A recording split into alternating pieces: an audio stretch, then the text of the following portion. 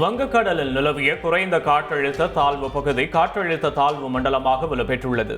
மேற்கு மத்திய மற்றும் அதை ஒட்டிய தென்மேற்கு வங்கக்கடலில் நிலவிய குறைந்த காற்றழுத்த தாழ்வு பகுதி வடக்கே நகர்ந்து காற்றழுத்த தாழ்வு மண்டலமாக வலுப்பெற்றுள்ளது. இது சென்னைக்கு கிழக்கு வடகிழக்கே சுமார் 370 கிலோமீட்டர் தொலைவிலும், விசாகப்பட்டினத்திலிருந்து தெற்கே 450 கிலோமீட்டர் தொலைவில் ஆந்திரா கடற்கரையில் மையம் கொண்டுள்ளது.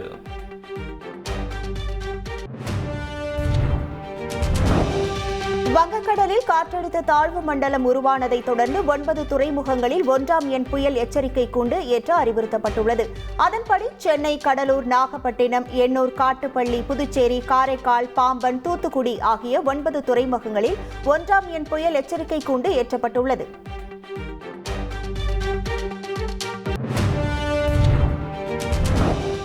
தமிழ்நாடு சட்டப்பேரவை கூட்டத்தொடர் ஜனவரி 6ஆம் தேதி தொடங்கும் என சபாநாயகர் அப்பாவு அறிவித்துள்ளார். நடப்பாண்டில் சட்டப்பேரவைக்கான நாட்கள் குறைந்ததாகவும் பல காரணங்களால் பேரவையை நடத்த முடியவில்லை என்றும் அவர் தெரிவித்தார்.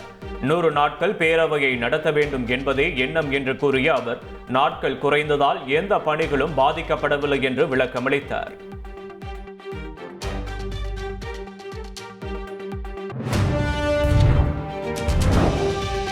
ஈரோடு கிழக்கு தொகுதி திமுக கூட்டணி வசமாகும் என முதலமைச்சர் ஸ்டாலின் தெரிவித்தார். 2026 சட்டமன்ற தேர்தலில் 200 தொகுதிகளில் வெற்றி பெறுவதே தங்களது இலக்கு என்று தெரிவித்த முதல்வர், வழக்கு பதிவை ராகுல் காந்தி சட்டப்படி சந்திப்பார் என கூறினார்.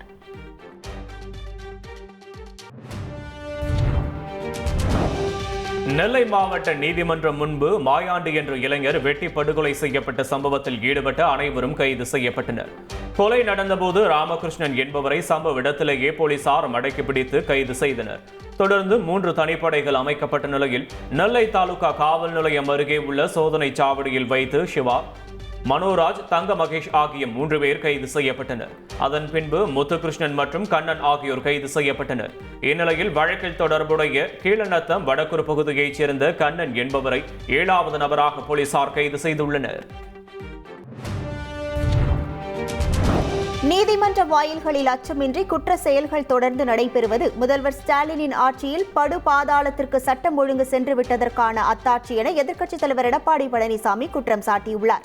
நெல்லை படுகொலை சம்பவத்திற்கு கண்டனம் தெரிவித்துள்ள இபிஎஸ், எங்கும் கொலை எதிலும் கொலை என்ற இந்த திமுக ஆட்சியின் அவல நிலைக்கு நீதிமன்றங்கள் கூட விதிவிலக்கல்ல என கூறியுள்ளார்.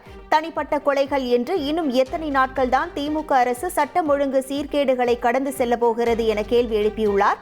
போட்டோ ஷூட்டிலும் மடைமாற்று அரசியலிலும் மட்டுமே செலுத்தும் கவனத்தை தனது முதல் பணியான சட்டம் ஒழுங்கை காப்பதிலும் செலுத்துமாறு முதல்வரை வலியுறுத்துகிறேன் என்றும் குறிப்பிட்டுள்ளார்.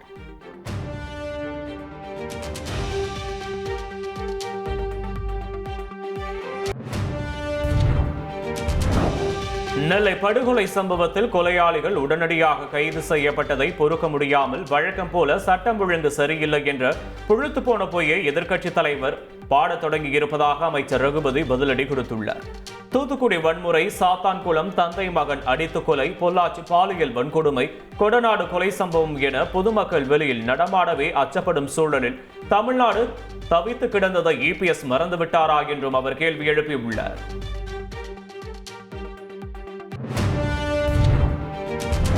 கோவையில் தடையை மீறி கருப்பு தின பேரணி நடத்திய பாஜக மாநில தலைவர் அண்ணாமலை உள்ளிட்டோர் கைதாகி விடுதலை செய்யப்பட்டனர்.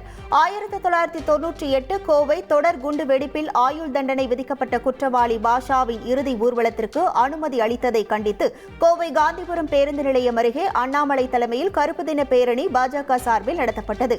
பேரணியில் இந்து முன்னணி, இந்து அமைப்புகளை சேர்ந்த பலர் கலந்து கொண்டனர்.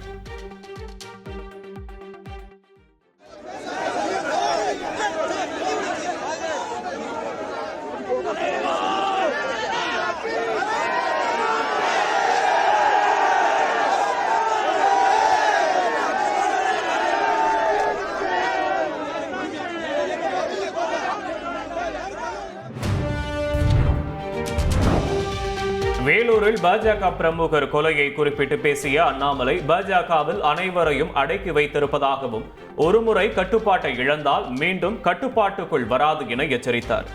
இருவரையும் வெட்டிவிட்டு சிறை செல்வதாக பாஜக தொண்டர் கூறியதாகவும், பாஜக தொண்டர் ஆயுதம் எடுக்கக்கூடாது என்று சொல்லி வைத்திருப்பதாகவும் அண்ணாமலை தெரிவித்துள்ளார்.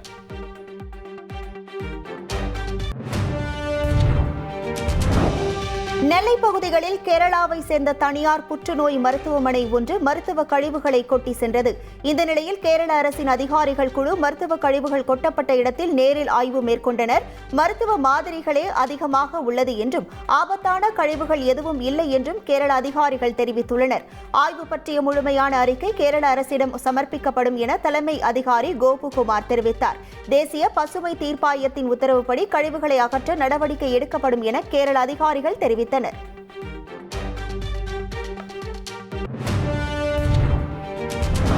கேரள மருத்துவ கழிவுகளை ஆய்வு செய்த பின் கேரள குழு நெல்லை மாவட்ட ஆட்சியருடன் ஆலோசனை நடத்தினர்.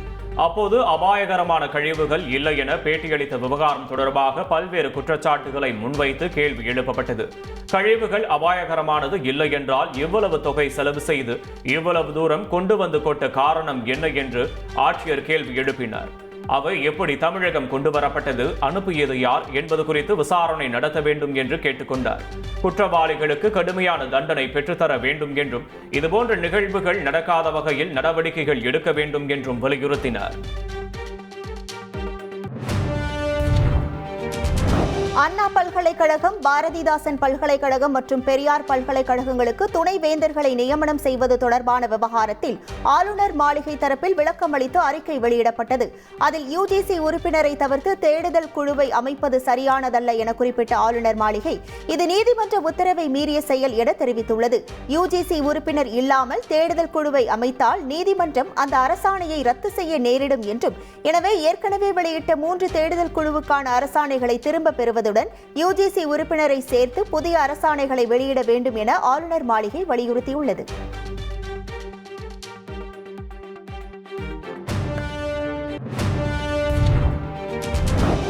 ஆளுநர் மாளிகை வெளியிட்ட அறிக்கைக்கு மறுப்பு தெரிவித்து உயர்கல்வி அமைச்சர் கோவி செழியன் பதில் அறிக்கை வெளியிட்டுள்ளார். அதில் பல்கலைக்கழக மானியக்குழு உறுப்பினரை சேர்ப்பது ஆளுநரின் உள்நோக்கமாக உள்ளது என்றும் பல்கலைக்கழக மானியக்குழுவின் விதிமுறைகளை முழுமையாக அப்படியே ஏற்க வேண்டிய அவசியம் கிடையாது என்றும் தெரிவித்துள்ளார். ஆளுநர் தேவையில்லாமல் மூக்கை நுழைக்கிறார் என்றும் ஆளுநரின் தலையீடு காரணமாக பல்கலைக்கழகங்களின் நிர்வாக செயல்பாடுகள் பாதிக்கப்பட்டுள்ளன என்றும் அவர் குற்றம் சாட்டியுள்ளார். ஆளுநர் தனது அரசியல் சாயலை கைவிட வேண்டும் என்றும் துணைவேந்தர்கள் நியமன விவகாரத்தை தமிழக அரசு சட்டப்படி எதிர்கொள்ளும் எனவும் அவர் வலியுறுத்தியுள்ளார்.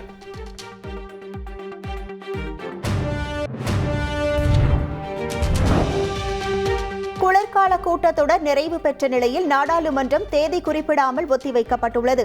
நாடாளுமன்றம் கூடியதும் அம்பேத்கர் குறித்த அமித்ஷாவின் பேச்சுக்கு எதிர்ப்பு தெரிவித்தும் அமித்ஷா மன்னிப்பு கேட்க வலியுறுத்தியும் இந்தியா கூட்டணி எம்பிக்கள் கடும் முழக்கங்களை எழுப்பி அமளியில் ஈடுபட்டனர். இதனைத் தொடர்ந்து மக்களவையும் மாநிலங்களவையும் அடுத்தடுத்து தேதி குறிப்பிடாமல் ஒத்திவைக்கப்பட்டன. இதன் மூலம் கடந்த நவம்பர் 25ஆம் தேதி தொடங்கிய நாடாளுமன்ற குளிர்கால கூட்டத்தொடர் நிறைவு பெற்றது. மக்களவையில் 4 மசோதாக்களும் மாநிலங்களவையில் 3 மசோதாக்களும் நிறைவேறின.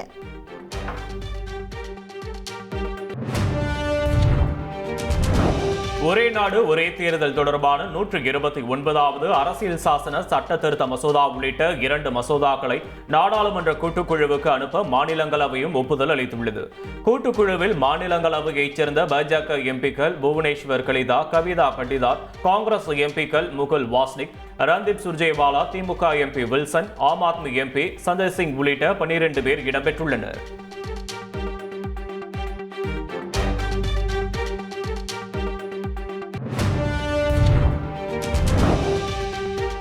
மதுரை விமான நிலையத்தில் முதன்முறையாக இரவு நேர விமான சேவை தொடங்கியுள்ளது. கடந்த அக்டோபர் 1ஆம் தேதி முதல் 24 மணி நேரமும் மதுரை விமான நிலையம் செயல்படும் என அறிவிக்கப்பட்டிருந்த நிலையில் முதற்கட்டமாக மதுரையிலிருந்து சென்னைக்கு இரவு 10:45 மணிக்கு இண்டிகோ விமான சேவை தொடங்கியுள்ளது. பின்னர் சென்னையிலிருந்து மலேசியாவின் பினாங்கு நகருக்கு அந்நாட்டின் நேரப்படி காலை 8:30 மணிக்கு செல்ல உள்ளது. இரவு நேர விமான சேவைக்கு வரவேற்பு தெரிவித்துள்ள பயணிகள் விரைவில் அரபு நாடுகளுக்கு இரவு நேர சேவை வழங்க வேண்டும் எனவும் கோரிக்கை விடுத்தனர்.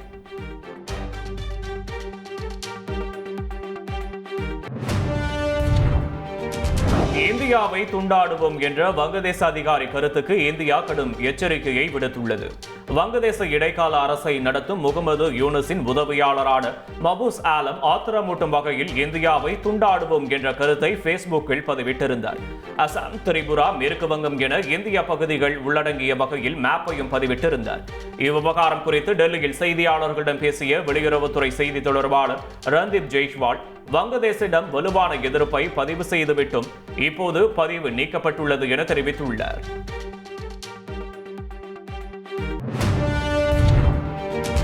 புயல் நிவாரணப் பணிகளுக்காக தேசிய பேரிடர் நிவாரண நிதியிலிருந்து 6,675 கோடி ரூபாயை விடுவிக்க வேண்டும் என மத்திய அரசிடம் தமிழக நிதி அமைச்சர் வலியுறுத்தினார். ராஜஸ்தான் மாநிலம் ஜெய்சால்மரில் மத்திய அரசால் நடத்தப்பட்ட வரவு செலவு திட்டத்திற்கான முன்னோட்டத்தில் பேசிய அமைச்சர், சென்னை மெட்ரோ ரயில் திட்டத்திற்கான நிதி ஒதுக்கீடை வலியுறுத்தியதுடன் சென்னை, சேலம், கோவை உட்பட ஏராளமான ரயில் வழித்தடங்களை உருவாக்குமாறு பட்டியலிட்டார். தாம்பரம், செங்கல்பட்டு இடையே உயர்மட்ட சாலை மற்றும் செங்கல்பட்டிலிருந்து திண்டிவனம் வரை சாலை அமைக்க முன்னுரிமை வழங்க வேண்டும் எனவும் கேட்டுக்கொண்டார்.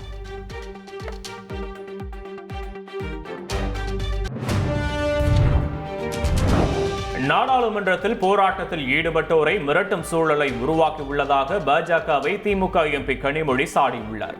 தள்ளுமுள்ளு குறித்து போலீசில் புகார் அளித்தும் நடவடிக்கை இல்லை என தெரிவித்த அவர், அமித்ஷா பேசியதை திரித்து கூற வேண்டிய அவசியமும் எதிர்க்கட்சிகளுக்கு இல்லை என விளக்கமளித்தார்.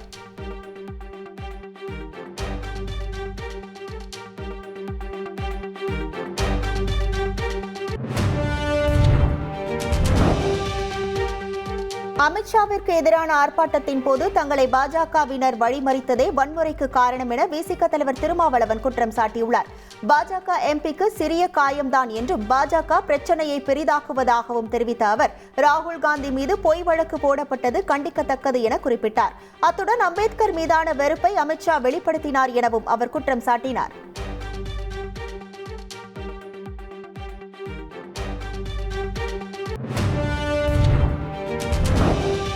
திருவண்ணாமலையில் தமிழ்நாடு உழவர் பேரு இயக்கம் சார்பில் உழவர் மாநாடு இன்று நடைபெறவுள்ளது.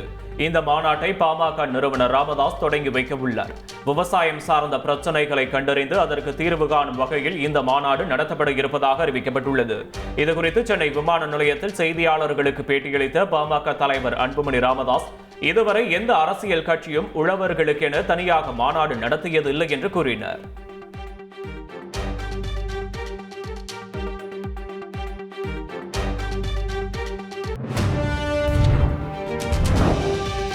சமூக நீதி பற்றி பேசுவோர் அதை எங்கு நிலைநாட்டி இருக்கிறீர்கள் என்று நாம் தமிழர் கட்சியின் தலைமை ஒருங்கிணைப்பாளர் சீமான் கேள்வி எழுப்பியுள்ளார். சென்னையில் நடைபெற்ற மகாகவி பாரதி பிறந்தநாள் பொதுக்கூட்டத்தில் பேசிய அவர் சமூக நீதி குறித்து கேள்வி எழுப்பினார்.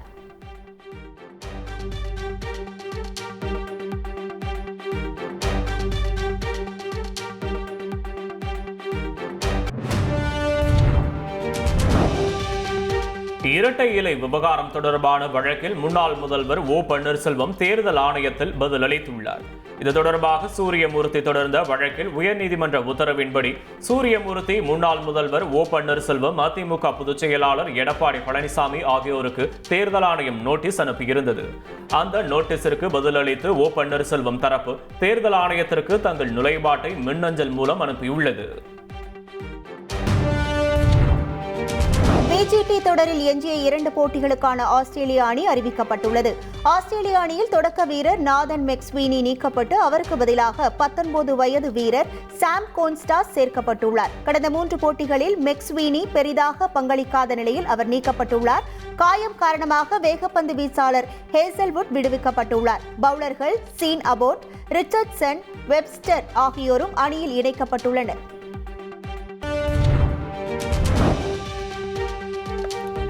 போக்குவரத்து ஊழியர்களின் ஊதிய ஒப்பந்த பேச்சுவார்த்தை வரும் 28, 29ஆம் தேதி நடைபெறும் என அமைச்சர் சிவசங்கர் தெரிவித்துள்ளார். கோவை சூலூர் பேருந்து நிலையத்தில் புதிய பேருந்துகளை அமைச்சர்கள் சிவசங்கரும் செந்தில் பாலாஜியும் தொடங்கி வைத்தனர். தொடர்ந்து போக்குவரத்து பணியாளர்கள் 32 பேருக்கு பணி நியமன ஆணைகளை வழங்கினர். நிகழ்ச்சியில் பேசிய அமைச்சர் சிவசங்கர், புதியதாக 8020 பேருந்துகள் பெற ஒப்பந்தம் செய்யப்பட்டு முதற்கட்டமாக 3000 பேருந்துகள் வந்துள்ளதாக கூறினார். போக்குவரத்து ஊழியர்களின் நிலுவைத் தொகைகள் விரைவில் வழங்கப்பட உள்ளதாகவும் அவர் தெரிவித்தார்.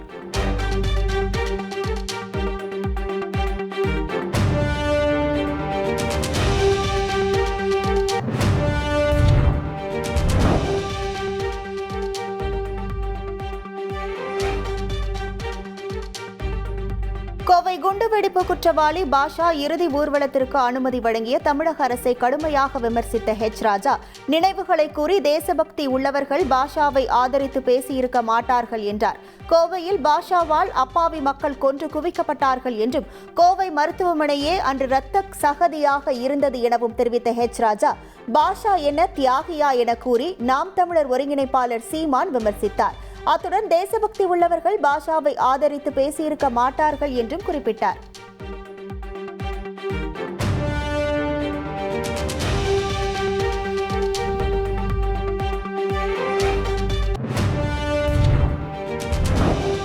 ராணிப்பேட்டை மாவட்டம் ஆற்காடு அருகே தனியார் பேருந்தின் மேற்கூரையில் மின்கம்பி உரசு இளம்பெண் பலியான சம்பவம் சோகத்தை ஏற்படுத்தியுள்ளது. வாணியம்பாடி அடுத்த வெங்கடாபுரம் பகுதியைச் சேர்ந்த 40க்கும் மேற்பட்ட பெண்கள் மேல்மருவத்தூர் ஆதி பராசக்தி கோயிலுக்கு மாலை அணிந்து சென்றனர். இவர்கள் பயணித்த தனியார் பேருந்து 30 வெட்டி அருகே டீ அருந்துவதற்காக நின்றது. அப்போது பேருந்தின் மேற்கூரையில் மின்கம்பி உரசி பேருந்து முழுவதும் மின்சாரம் பாய்ந்த நிலையில் பேருந்திலிருந்து கீழே இறங்குவதற்காக பேருந்து கம்பியை பிடித்த அகல்யா என்ற 20 வயது பெண் மின்சாரம் தாக்கி உயிரிழந்தார். இதுகுறித்து போலீசார் விசாரித்து வருகின்றனர்.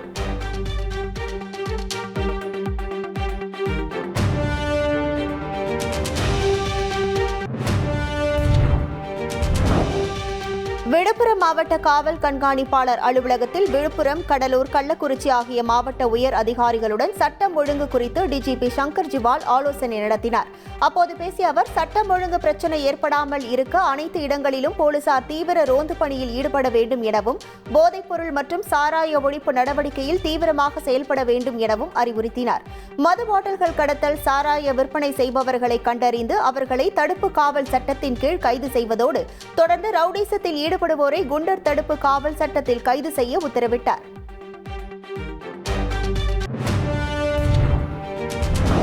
சிவகங்கை மாவட்டம் மானாமதுரை அருகே கண்மாய் நீரால் துண்டிக்கப்பட்ட சாலையின் வழியே பள்ளி மாணவர்கள் ஆபத்தான முறையில் பயணம் செய்து வருகின்றனர். மெலநட்டு தேவரேந்தல் செல்லும் சாலை கண்மாய் நீரால் மூழ்கடிக்கப்பட்டுள்ளது. பள்ளி மற்றும் மருத்துவமனைக்கு செல்வதற்கு இது முக்கிய சாலை என்பதால் மாணவர்களும் பொதுமக்களும் பெரும் அவதிக்குள்ளாகியுள்ளனர்.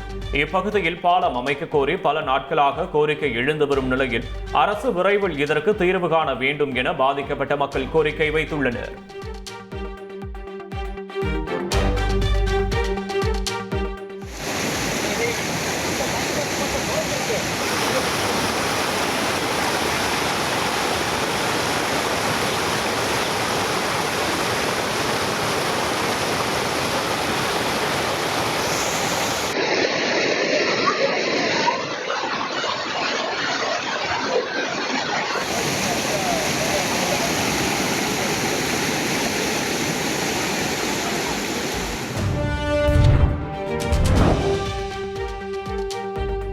திண்டுக்கல் மாவட்டம் வேடச்சந்தூரில் பல்வேறு இடங்களில் குடிபோதையில் சிலர் பொதுமக்களுக்கு இடையூறாக செயல்பட்டது முகம் சுழிக்க வைத்தது. பேருந்து நிலையத்தில் நடுரோட்டில் போதை ஆசாமி ஒருவர் எழுந்து நடக்க முடியாமல் படுத்து உருண்டது அங்கிருந்தவர்களை வெறுப்படைய வைத்தது. இதேபோல பேருந்து நிலையம் அருகே 2 இடங்களில் சாலையில் படுத்து கலாட்டாவில் ஈடுபட்டவர்களை போலீசார் பிடித்து விரட்டினர். ஆத்துமேடு பகுதியில் வடமாநில தொழிலாளர்கள் மது போதையில் ஒருவரை ஒருவர் தாக்கி ரகளையில் ஈடுபட்டதால் பரபரப்பான சூழல் நிலவியது.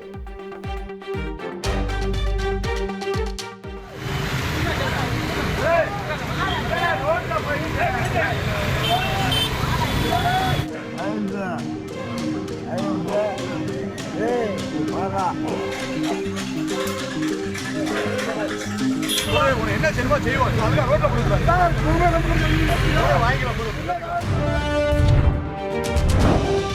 நாகர்கோயிலில் குமரி ஆட்சியர் அலுவலகம் அருகே கார் விபத்திற்குள்ளானதில் அதிர்ஷ்டவசமாக ஒரு குழந்தை மற்றும் 2 பெண்கள் உயிர் தப்பினர்.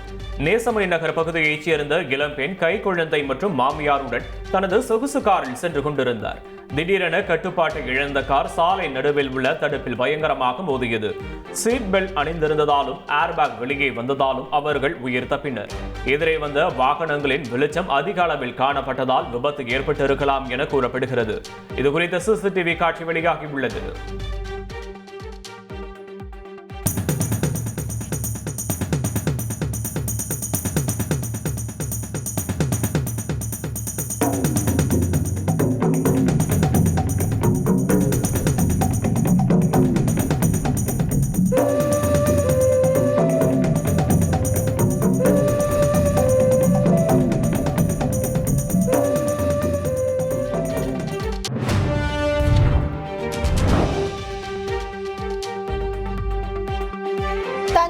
மாவட்டம் பாபநாசம் தாலுகா மேலவழுத்தூர் நூரியா தெருவில் மழை பெய்து 10 நாட்கள் ஆகியும் குடியிருப்பு பகுதிகளை சூழ்ந்த மழைநீர் இன்னும் வடியவில்லை.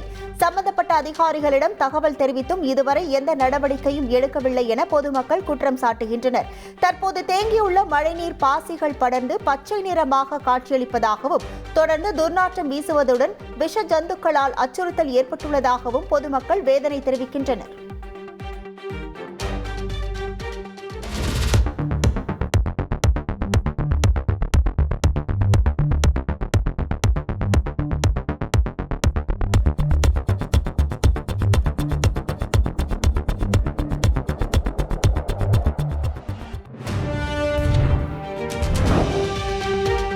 சேலத்தில் பாமக நிர்வாகி போலியாக பத்திரப்பதிவு செய்து நிலத்தை அபகரிக்க முயன்றதாக புகார் எழுந்துள்ளது. பெரியபுதூர் பகுதியில் ஜெயசீலன் என்பவருக்கு சொந்தமான நிலத்திற்கு அருகே வேறொரு நிலம் தடப்பாத்தையும் இல்லாததால் யாருக்கும் தெரியாமல் விற்கப்பட்டதாக கூறப்படுகிறது. ஜெயசீலன் தம்பதி தங்கள் நிலத்தின் வழியாக சென்று அளவீடு செய்யக்கூடாது என்று சேலம் முனிசிபல் கோர்ட் மூலம் தடை உத்தரவு வாங்கியுள்ளனர். இந்த சூழலில் நிலத்தை வாங்கிய பாமகவை சேர்ந்த விஜயகுமார் போலீஸ் உதவியுடன் சர்வேயர் மூலம் நிலம் அளக்க முற்பட்ட போது ஜெயசீலன் தடுத்து நிறுத்தினார். இதனால் வாக்குவாதம் ஏற்பட்டது. தொடர்ந்து ஜெயசீலன் நீதிமன்ற உத்தரவை காண்பித்த பிறகு நில அளவீடு செய்ய வந்த அதிகாரிகள் திரும்பி சென்றனர்.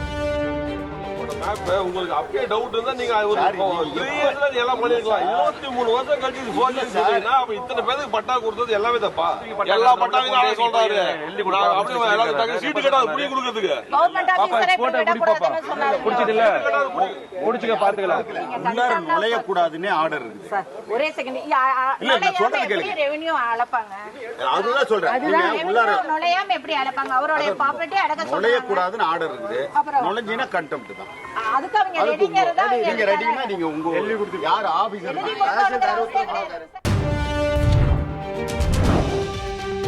சென்னை விமான நிலையத்தில் நடிகர் தனுஷை வீடியோ எடுக்க விடாமல் செய்தியாளர்களை பவுன்சர்கள் தள்ளிவிட்டதால் பரபரப்பு ஏற்பட்டது. மதுரையிலிருந்து ஏர் இந்தியா விமானம் மூலம் நடிகர் தனுஷ் சென்னை வந்தார். அவரை வீடியோ எடுக்க முயன்ற செய்தியாளர்களை பவுன்சர்கள் தள்ளிவிட்டனர். விமான நிலைய வளாகத்தில் போலீசாரை தவிர தனியார் பாதுகாவலர்கள் வைக்க அனுமதி கிடையாது என்பது குறிப்பிடத்தக்கது.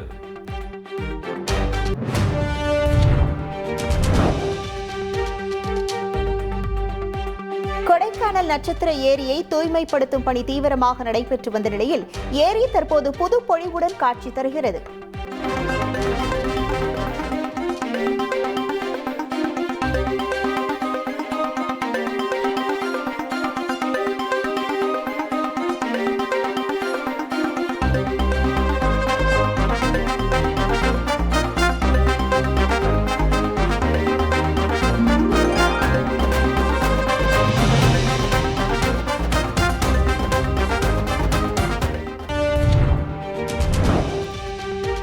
நெல்லை மாவட்டம் முக்கூடல் மற்றும் அதன் சுற்றுவட்டார பகுதிகளான சேரன் மகாதேவி, கங்கனாங்குளம் உள்ளிட்ட பகுதிகளில் அரை மணி நேரத்திற்கும் மேலாக இடைவிடாது கனமழை கொட்டி தீர்த்தது. இதன் காரணமாக பிரதான சாலைகளில் மழைநீர் வெள்ளம் போல் பெருக்கெடுத்து ஓடியதால் வாகன ஓட்டிகள் பெரும் சிரமத்திற்கு உள்ளாகினர்.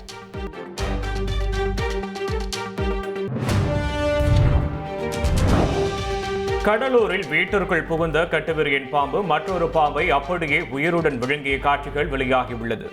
கோண்டூரைச் சேர்ந்த விக்ரமன் என்பவரது வீட்டிற்குள் ஒரு கட்டுவிரியன் பாம்பும் ஒரு சாரை பாம்பும் புகுந்தது. இரண்டும் வீட்டிலிருந்த ஷூவுக்குள் நுழைந்த நிலையில் சாரை பாம்பை கட்டுவிரியன் பாம்பு அப்படியே உயிருடன் விழுங்கியது. இந்த காட்சிகள் பரபரப்பை ஏற்படுத்தும் வண்ணம் உள்ளது.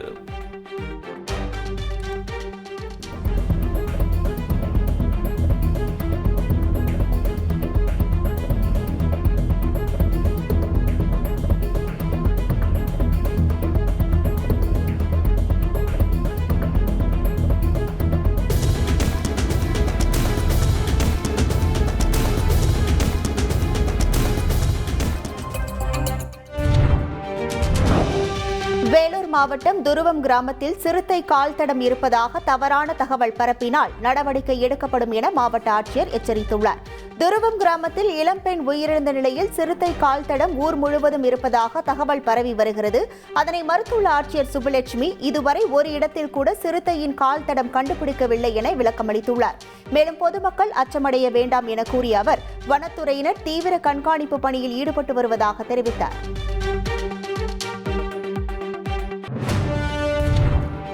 கிறிஸ்துமஸ் பண்டிகையை முன்னிட்டு நெல்லை மாவட்டம் வள்ளியூர் ஆட்டுச்சந்தையில் ஆடுகள் விற்பனை அமோகமாக நடைபெற்றது. ஆட்டின் விலை குறைந்தபட்சம் 6,000 ரூபாய் முதல் அதிகபட்சம் 30,000 ரூபாய் வரை இருந்தது.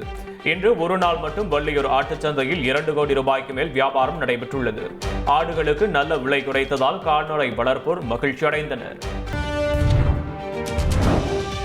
ஜெர்மனியின் மாக்டபர்க் பகுதியில் நேற்று நடத்தப்பட்ட தாக்குதலில் 2 கொல்லப்பட்டனர். 60க்கும் மேற்பட்டோர் காயமடைந்தனர். கிறிஸ்துமஸ் கொண்டாட்டங்கள் களை கட்டிய நிலையில் மாக்டபர்க் சந்தை பகுதியில் ஏராளமானோர் திரண்டிருந்தனர். அப்போது நடத்தப்பட்ட தாக்குதலை அடுத்து சவுதி அரேபியாவைச் சேர்ந்த ஒருவரை போலீசார் கைது செய்தனர். இச்சம்பவத்தால் அங்கு பதற்றம் நிலவியது.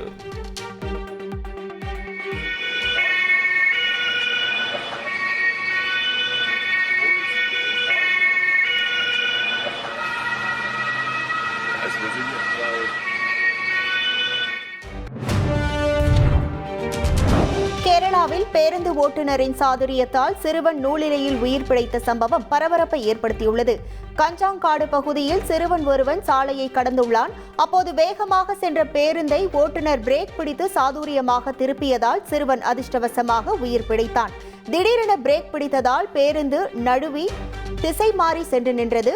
இது தொடர்பான சிசிடிவி காட்சிகள் தற்போது வெளியாகியுள்ளது.